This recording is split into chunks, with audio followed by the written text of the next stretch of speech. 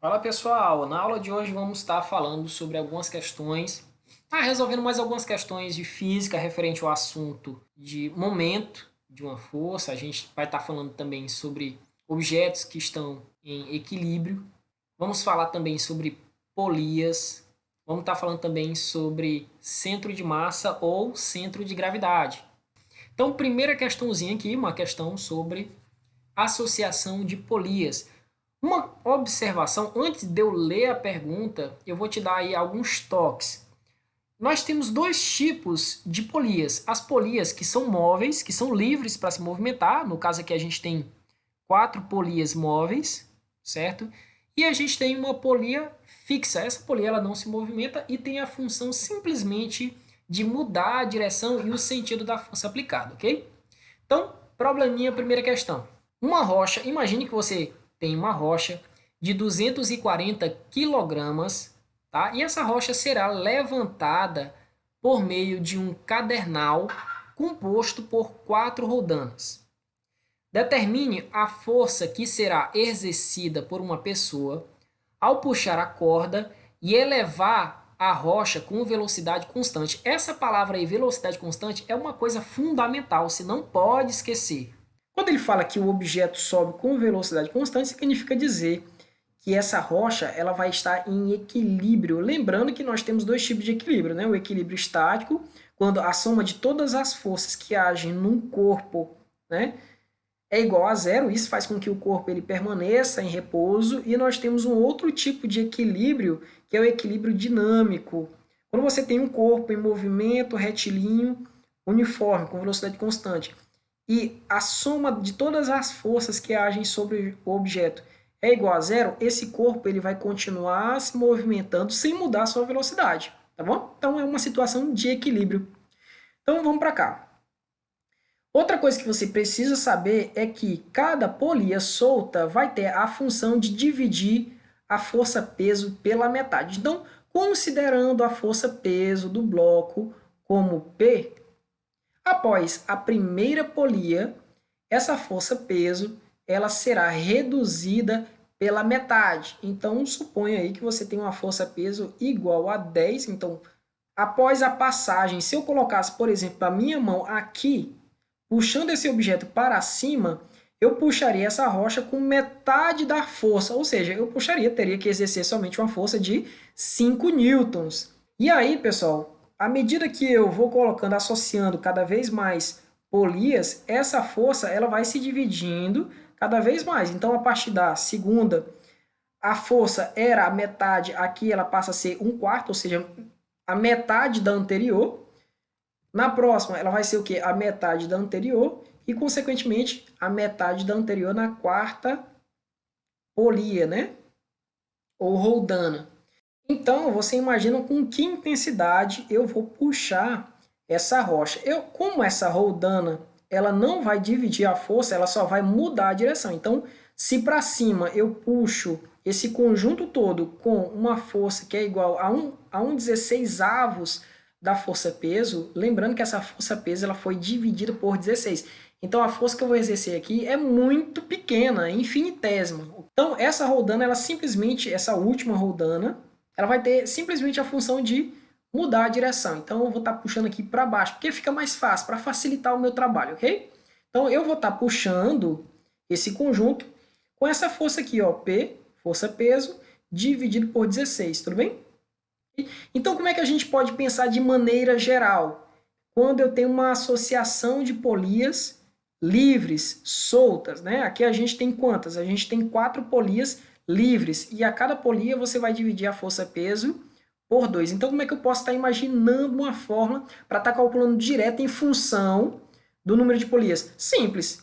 Basta você pegar a força-peso do objeto e dividido por 2 elevado a n. Esse n é o número de polias. Como no caso eu tenho 4 polias soltas, lembrando que o n é a quantidade de polias soltas. O n é igual a 4 e 2 elevado a 4 dá igual a 16, que é exatamente o que a gente encontra aqui. Então, muito bem, como a gente tem 4, vai ficar P sobre 16. O que é que a gente vai fazer agora? Professor, para mim saber essa força, que é o que ele quer, eu preciso saber quanto equivale o peso. O peso é 240? Não, o peso não é 240. Tá? Você precisa calcular a força-peso. Existe uma grande diferença entre massa e força-peso.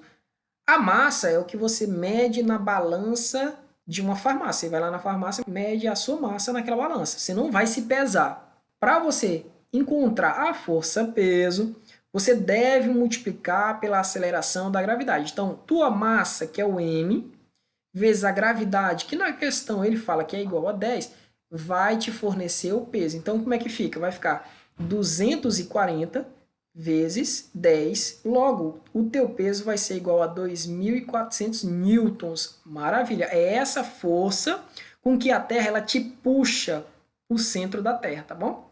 É essa força que te mantém fixo aqui na Terra, não te permite você sair voando para o espaço.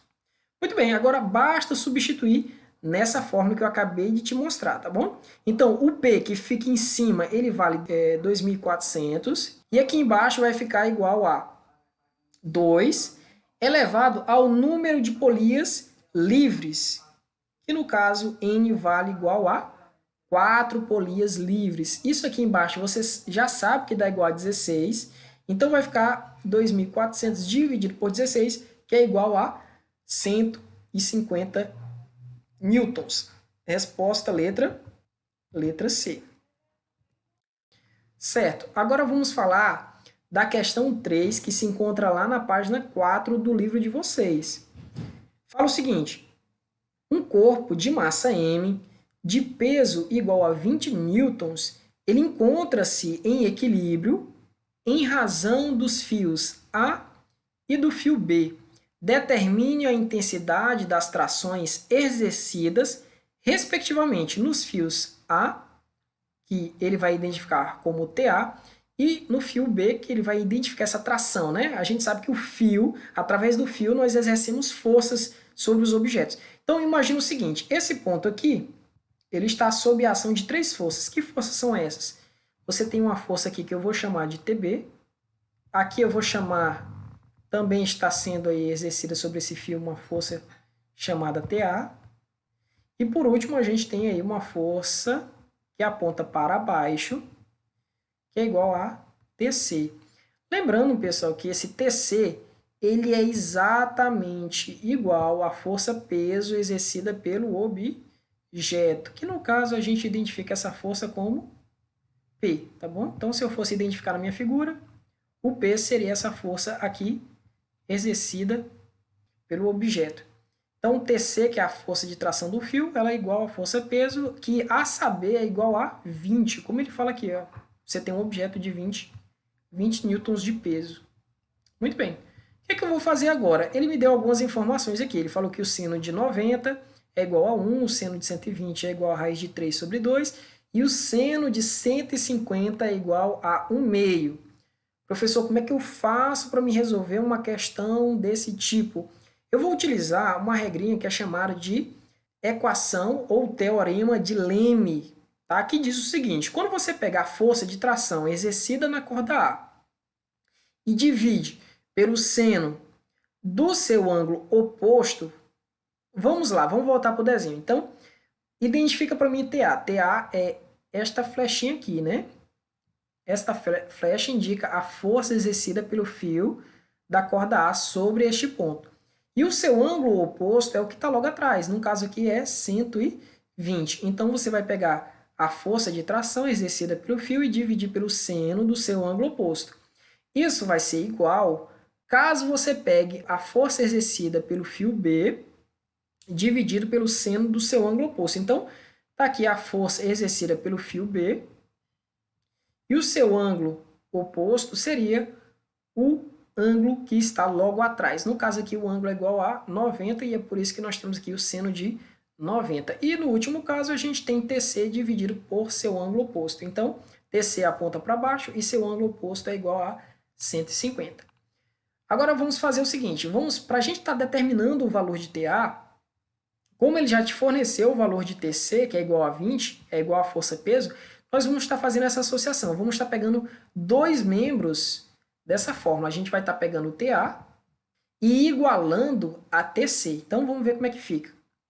Lembrando que o seno de 120, ele te forneceu aqui nos dados. Ele falou que é igual a raiz de 3 sobre 2. Então, eu já coloquei a substituição aqui embaixo. Tá? O TA, como eu não sei é o que eu quero descobrir, ele vai continuar sendo TA. Bom, o TC, ele também já me forneceu, é igual a força-peso do objeto, é igual a 20. E o seno de 150 é igual a 1 meio, ok? Agora eu vou estar fazendo uma multiplicação cruzada. Eu vou estar pegando 1 meio e estar multiplicando por TA, e depois eu vou estar pegando raiz de 3 sobre 2 e estar multiplicando por 20. Vamos ver como é que fica. Então vai ficar 1 meio vezes TA igual a 20 vezes a raiz de 3 sobre 2. Agora eu posso estar cancelando o 2 com o 2, tá? E aí eu vou estar multiplicando 1 vezes TA, é TA. E 20 vezes a raiz de 3 é 20 raiz de 3.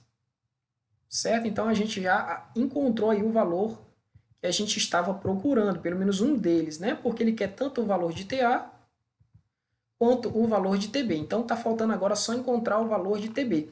Então eu praticamente vou fazer a mesma coisa, tá? Agora eu vou estar igualando, por exemplo, TB a TC e está substituindo seus valores. Então, igualando esses dois membros, fica da seguinte maneira. Então, o seno de 90 eu já posso até substituir, que é igual a 1, certo? E o seno de 150 é igual a 1 meio. Novamente, eu vou estar multiplicando cruzado, eu vou estar multiplicando 1 sobre 2 vezes TB, e 1 vezes 20 dá 20 mesmo. Tá? 1 vezes 20 dá 20. Então, vai ficar 1 meio vezes TB igual a 20. Esse 2 que está dividindo, ele vai passar multiplicando. Tá? Então, você vai ter 1 vezes TB, que é TB, e 2 vezes 20 dá igual a 40. Ótimo, chegamos aí nos dois resultados que eu estava procurando, tudo bem? Bom, nos vídeos anteriores eu te mostro como resolver uma questão de uma outra maneira, mas nesse caso aqui não precisou porque ele te deu todos os ângulos opostos. Lá na questão anterior ele não tinha dado ângulos opostos, no outro vídeo na verdade, não é na questão anterior, é no outro vídeo. Então vamos agora para a seguinte pergunta. Essa pergunta, pessoal, ela trata sobre equilíbrio dos corpos, tá? Mas especificamente ela trata mais sobre momento de uma força. E o que é o momento? O momento é a tendência de girar um determinado objeto. Então, imagine, por exemplo, uma gangorra, tá? Onde as crianças elas sentam cada um na extremidade de uma tábua, né? Então, essa criança ela tem uma tendência de girar o objeto nesse sentido, tá? No sentido horário, tá? Aqui eu vou identificar aqui a força dessa criança como P1, tá? Vou identificar como P1. Deixa eu só apagar aqui. Está identificando a força da criança gordinha como P1, onde ela tende a girar o objeto no sentido positivo, né? No sentido horário. E essa criança ela tende a girar no sentido oposto, tá? Devido à sua força peso. Cada criança exerce uma força-peso na extremidade da tábua, o que faz com que a tábua ela tenha essa tendência de girar. Então, sabendo disso, vamos lá ler o que a questão quer. Ó, uma tábua ela tem um comprimento de 3 metros e ela é usada como uma gangorra por duas crianças com massas iguais a 25 kg e 54 kg. Elas sentam sobre as extremidades da tábua, de modo que o sistema ele fica parado, ele fica em equilíbrio. Ela não se movimenta nem para baixo, nem sobe uma criança, nem está paradinho, está reta. Então, quando apoiada em uma pedra, no caso a nossa pedra aqui vai ser representada por esse triângulo, certo? Geralmente tem esse triângulo aqui nos parques, mas poderia ser uma pedra. Então, muito bem. Uma pedra, só que essa pedra ela está distante da criança mais pesada, da criança gordinha, 1 metro. Então, está aqui a pedra e ela está distante da criança, uma distância aí de 1 metro, negócio de 40, 1 metro. Qual deve ser, olha só, qual deve ser a distância da criança mais leve à pedra. Então tá aqui. Eu não sei qual é a distância da criança mais leve até a pedra para que esse equilíbrio se mantenha. Então pensa o seguinte, crianças mais gordinhas, elas devem estar mais próxima, olha só, esse pensamento que eu quero que você tenha. Geralmente a criança mais gordinha, ela tem que estar muito mais próxima da pedra do que a criança magrinha. A criança magrinha, ela tem que estar muito distante para que esse equilíbrio seja mantido, tudo bem? Mas por que que isso acontece? Vamos ver, ó. Isso acontece, né, quando as crianças, as duas estão em equilíbrio, significa dizer que as duas tendências de girar a gangorra, elas são iguais. O momento da força da criança mais gordinha, ela vai ser igual ao momento exercido pela criança mais magrinha. Deixa eu te explicar mais detalhadamente por que isso acontece. Isso acontece porque o momento ele é dado através do produto do peso da criança mais gordinha vezes a sua distância. Então, embora a criança mais gordinha ela tenha um peso maior, mas para compensar a sua distância ela é menor. Já a criança magrinha ela tem um peso pequeno, mas a sua distância é muito grande. Então, quando você faz o produto aqui, ó, de um peso grande por uma distância pequena, isso é a mesma coisa que você pegar o peso de uma criança pequena e está multiplicando por uma distância muito grande. Então, esses produtos nos dois membros, eles se equilibram, eles se tornam iguais. Porque você imagina o seguinte, vamos só fazer um exemplo aqui. Ó. Suponha que o peso da criança seja igual a 5 e a distância que ela se encontra seja igual a 2. Então, você tem aí 5 vezes 2. Enquanto, do outro lado, você tem uma criança muito magra. Vamos dizer que ela tem aí 2 newtons de peso, só que a distância dela é igual a 5. Então veja que ela está muito distante aí do ponto de rotação da pedra, né? Mas você percebe o seguinte, que o peso vezes a distância da criança 1 é igual ao peso vezes a distância da criança 2. Esses dois produtos, eles são iguais, tudo bem? Então agora a gente vai estar resolvendo essa questão aí. Ó. Agora falta só substituir os dados. Então, o que você vai fazer? Ele te deu o peso da criança 1, professor, ele não me deu o peso. Ele me deu a massa da criança mais pesada, que é igual a 54. E como a gente já viu na primeira questão, para você determinar a força-peso de um objeto, basta multiplicar por 10. Então vai ficar 54 vezes 10. E a distância que a criança mais gordinha se encontra é igual a 1. Então, aqui dentro dos parênteses, eu estou calculando a força-peso, que basta multiplicar a massa por 10, tá? Como ele te forneceu a massa, multiplicando por 10 vai dar a força-peso. E aqui a distância da criança 1, ela se encontra aqui a 1 metro da posição de rotação. Aqui, ó, a gangorra ela tende a girar em torno deste ponto aqui, tudo bem? E do outro lado, a gente vai ter o peso da criança 2. No caso, a massa da criança 2 é igual a 25, que multiplicado por 10 vai te fornecer a força-peso. Já a distância que a criança 2 se encontra, nós não conhecemos. É por isso que a gente coloca como sendo x. Pessoal, 54 vezes 10 vai dar igual a 540. 540 vezes 1 não vai mudar, vai dar 540. Já aqui, 25 vezes 10 vai dar 250 vezes x. Então, dá 250x. Agora, eu vou passar esse 250 dividindo. Então, vai ficar 540 dividido por 250. Minha intenção aqui é isolar o x, tá? Passa dividindo. E aí, eu executo essa divisão, que no caso vai me fornecer a distância da criança mais leve, que no caso ela se encontra aí a uma distância bem grande em relação à criança mais gordinha, como eu falei, né? Para compensar o peso da criança mais gordinha, ela tem que estar aí a uma distância de 2 metros e 16. 2,16 metros, ok? Então, basicamente era isso aí que a questão queria. Sempre em problemas de gangorra, você vai pegar essa forma, tá, pessoal? Você vai estar igualando os dois momentos de uma força e aí tá pegando essa forma. Sempre, sempre, sempre. Toda vez que você identificar que é uma gangorra, vai ser essa forma aí. Agora a gente vai estar falando aí da questão 2, que está lá na página 8, ok? É uma questão que fala sobre centro de massa. Então, o que eu quero que você pense é o seguinte, imagine duas esferas, uma com a massa M1, outra com a massa M2, e elas estão distantes de um ponto de referência, tá? Então, aqui é meu ponto de referência, que eu falei que é igual a zero. A partícula 1, né, que tem massa M1, ela está distante, se você observar, ela está distante a uma distância igual a L.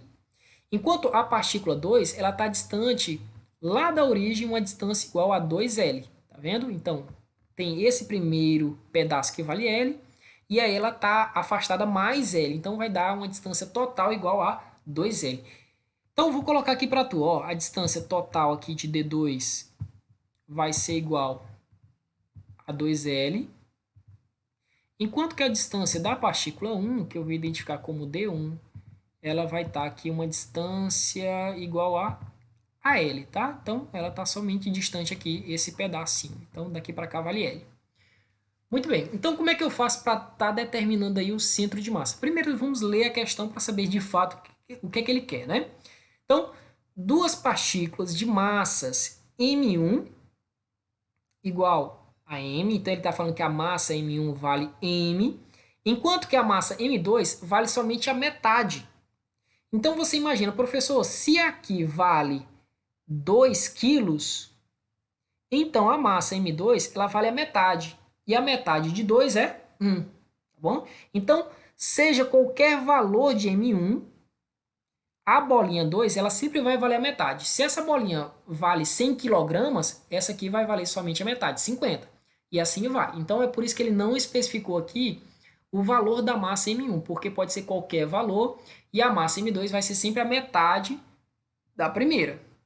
Então como é que a gente vai fazer? Fórmula para você estar encontrando aí o centro de massa de duas bolinhas que se encontram alinhadas. Elas estão alinhadas no eixo X, certo? Então é essa forma que a gente vai encontrar aí o centro de massa. Continuando, estas bolinhas elas estão presas por uma haste de comprimento igual a L. Tá? Então você tem aqui uma haste, certo? Uma haste que está unindo essas duas bolas e a distância entre elas é igual a L igual a 12, tá bom? Ele está falando que essa distância aqui é igual a 12. Então, e a massa dessa haste ela é desprezível conforme a figura. Qual é a distância em centímetros do centro de massa do sistema em relação ao ponto O? É claro, pessoal, que o centro, se você tem essa bolinha aqui mais pesada, né? E você tem essa bolinha aqui mais leve, o centro de massa ele vai estar mais próximo da bolinha mais pesada. Ele vai estar aqui, ó. Então, o teu resultado, quando você for colocar o teu resultado, você tem que pegar em relação à origem, ó. Então, vai ser aqui, tá? O centro de massa ele vai se encontrar aqui nessa posição, só que você vai ter que pegar essa medida em relação à origem. Tudo bem? Então vai ser o quê? Vai ser L, vai ser um pouco maior do que L, vai ser igual. Se aqui vale 12, ele fala que L vale 12, então vai ser o quê? Vai ser um 15, vai ser aí um 16, um 18, ou seja, vai estar entre 12 a 24, né? Porque L mais L vai dar igual a 24. Essa bolinha aqui ela está a uma distância de 24. Professor, como é que você sabe que essa bolinha está a uma distância de 24? Porque L vale 12, então você tem 12 na primeira etapa, mais 12 na segunda etapa, então ela vai estar a uma distância aí de 24 centímetros, tudo bem? Então vai estar entre 12, esse tamanho aqui, né, onde o centro de massa vai se localizar, vai estar entre 12 e 24, tudo bem? Mas muito mais próximo da bolinha mais pesada. Tudo bem, então aqui eu tenho a minha fórmula do centro de massa, eu tenho a massa da bolinha 1 e eu tenho a distância que ela se encontra da origem. Aqui eu tenho a massa da bolinha 2 e a distância que ela se encontra na origem. Vamos fazer só a substituição de dados e ver o que é que acontece. Então, qual é a massa da bolinha 1? A bolinha 1 ela tem uma massa igual a m, como mostra aqui no comando da questão. E qual é a distância dela em relação à origem? Bom, ela se encontra uma distância igual a L. E nós sabemos que L vale 12. Então, vai ficar m vezes 12. Enquanto que a bolinha 2, ela vale só a metade da primeira, ou seja, m dividido por 2, e ela está a uma distância que equivale ao dobro da primeira. Então, a distância dela é igual a 24. E aqui embaixo a gente simplesmente vai dividir pela soma das massas, tudo bem? Então, 12 vezes m vai dar 12m, certo? 24 dividido por 2 vai dar 12, então 12m também em cima, tudo bem?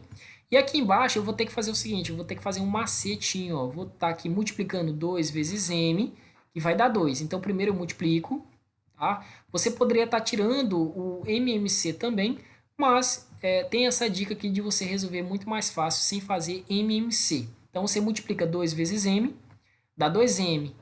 E aí você pega 2m, soma com m, vai dar 3, dividido pelo denominador, que é igual a 2. Que é exatamente o que está demonstrando aqui, tá? Eu multipliquei, depois eu somei. Tá? Estou utilizando esse mais aqui, na volta. Então, muito bem, vai ficar desse jeito. Aí você soma em cima. Eu tenho 12m, mais 12m vai dar 24m. E embaixo eu vou simplesmente conservar o denominador. Agora, pessoal, você tem uma divisão de frações. O que você vai fazer? Você vai conservar o numerador, que é 24, e vai multiplicar pelo inverso do denominador. Então, se é 3m dividido por 2, você vai inverter. Vai ficar 2 dividido por 3m. Então, aqui eu posso, por exemplo, estar multiplicando 24 por 2 e depois estar dividindo por 3. Aqui eu posso também estar dividindo m por m, certo? E estar determinando o x do centro de massa igual a 16 centímetros, tá? Se você multiplicar 24 vezes 2, vai dar 48. E 48 dividido por 3 dá 16. Então, tá aí o resultado. Bom, também vamos fazer a questão 3, que trata também sobre centro de massa de figuras homogêneas, de figuras planas, tá? E uniformes, ou seja, a massa está distribuída de maneira uniforme, da mesma maneira por toda a extensão do corpo, tudo bem? Então, como é que a gente faz isso? Imagine que você tenha duas placas. Você tem este primeiro retângulo, de área igual a 1. Então, esse primeiro retângulo ele tem uma área 1. E você tem esse outro retângulo aqui de área A2, tudo bem? Então, o primeiro passo que a gente deve fazer para estar encontrando o centro de gravidade ou o centro de massa, como ele pede na questão, tá? Então, como é que eu faço para encontrar essas coordenadas? Primeiro, em figuras geométricas, como retângulo, triângulo, círculo, o centro ele sempre vai estar localizado no meio dessas figuras, tudo bem? Sempre que você tiver figuras geométricas planas. Então, primeiramente, vamos estar determinando o centro de gravidade do primeiro retângulo e também do segundo retângulo. Como é que eu faço isso? Eu traço duas retas, né, diagonais que vão de um canto a outro e onde essas retas se cruzarem vai ser o centro de massa da figura. Aqui do mesmo jeitinho, tudo bem? Então, para as coordenadas do centro de massa do primeiro retângulo, ele tem x1 igual a 4, tá? Lembrando que esse 4 aqui, essa distância, é em relação à origem. E a gente tem aqui a coordenada não, mas a abscissa, né? O valor de x do centro de massa da segunda figura é igual a 10. Lembrando que você tem 8, 9 e 10. Lembrando que esse 10 é medido em relação à origem, tudo bem? E no caso do y, do mesmo jeitinho, a altura do primeiro triângulo, como ele é superior, né, está um pouco mais acima, vai dar igual a 5, e essa medida é em relação à origem, e a altura do quadrado menor é igual a 2,5. Tá, agora a gente pode estar determinando aí o x do centro de massa e o y do centro de massa. Primeiro, vamos identificar quanto equivale a área da figura maior. Como é que eu faço para calcular a área de uma figura retangular? Eu pego a base aqui vale 8, tá, pessoal? Então, todo esse comprimento aqui vale 8. E aí eu vou estar multiplicando pela altura. A altura dessa figura é igual a 10, então 8 vezes 10 dá 80 centímetros. Já na figura menor, eu tenho uma base igual a 4, lembrando que aqui você tem 8, para 12, 4, né? Então, você tem 4 e a altura vale 5. Então, vai ficar 4 vezes 5, porque sempre a gente pega a base vezes a altura, tá? Para estar calculando a área dessas figuras. Agora sim a gente pode estar calculando o x do vértice, tá? Então como é que a gente vai fazer? Como a gente não tem a massa, geralmente fica a massa aqui, né? A gente vai estar fazendo em relação à área. Então a gente tem a área da figura 1, que é da figura maior, vezes a posição do centro, x, né, do centro de massa dessa primeira figura, que no caso vai dar 4, mais a área da figura menor, A2, vezes x2. O x2, no caso aqui, vai dar igual a 10, tá bom? Esse x2 aí é a localização do centro de massa da figura 2. E dividir pela soma das áreas A1 mais A2. Então, vamos ver como é que fica. A área A1, ela vale 80, então vai ficar 80 vezes 4, porque é o x1 e o x1 vale 4, mais o A2 vale 20 vezes x2, que vale 10. Então vai ficar 20 vezes 10, e aqui embaixo você vai somar 80 mais 20, que corresponde aos valores aí das áreas. Então, fazendo aqui essa multiplicação, 80 vezes 4, e fazendo 20 vezes 10, que dá 200, depois soma com esse cara e depois divide aqui por 100, você vai encontrar aí o centro, né, a coordenada do centro de gravidade, que no caso é 5,2 centímetros. Agora a gente vai estar calculando o y do centro de massa. No caso, a fórmula ela quase não muda, pessoal. Você vai pegar a área da figura maior vezes o y1. Vamos olhar para cá, o y1 é igual a 5. E aí, mais A2, que é a área da figura menor, e está multiplicando por y2, como a gente pode estar observando, é 2,5. É sempre a metade da altura, né? Como essa figura aqui ela tem uma altura igual a 5, a metade dela corresponde a 2,5, tudo bem? Que é o y2. E está dividindo por 100, porque não muda, é a soma das áreas que fica embaixo. E aqui vai dar 100, 80 mais 20 dá 100. Então, vamos ver como é que fica. Então, fazendo da mesma maneira que você fez anteriormente, você descobre aí que o y do centro de massa é 4,5 centímetros. Então, basicamente era isso que eu queria mostrar para vocês, pessoal. Espero que vocês tenham entendido. Qualquer coisa me perguntem no privado. E até uma próxima aula.